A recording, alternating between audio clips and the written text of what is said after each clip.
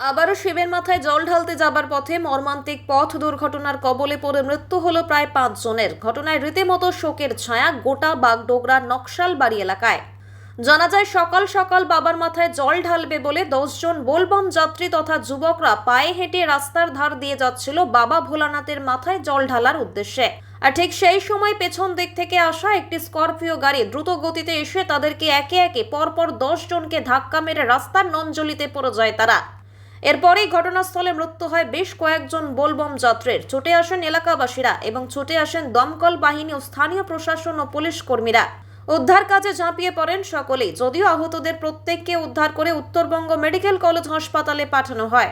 তবে সাত সকালে এমন দুর্ঘটনা কী কারণে ঘটল সম্পূর্ণ ঘটনা তদন্ত শুরু করেছে পুলিশ। তবে এলাকাবাসীদের সন্দেহ সেই স্করপিও গাড়িটির চালক সম্ভবত ঘুমিয়ে পড়েছিল, যার জন্যই এমন দুর্ঘটনা ঘটেছে বলে মনে করছেন স্থানীয়রা।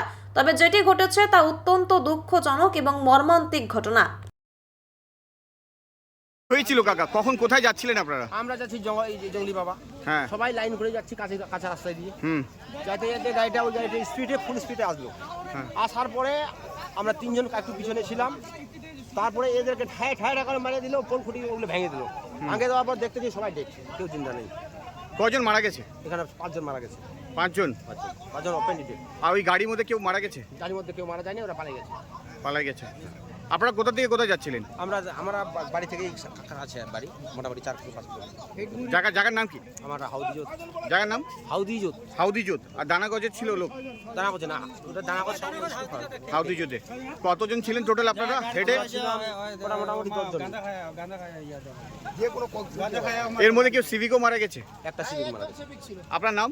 আমার নাম হরিদাস বর্মন।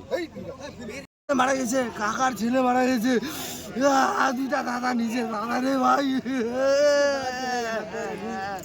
কাকার ছেলে, দাদার ছেলে। আর একটা আমার সিভিক বন্ধু খাওয়া খালি টিজিতে প্রহ্লাদ রয়, আমি আর সাথে করি।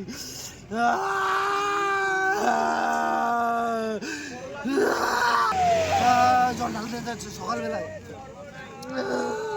সবাই কয়জন ছিল?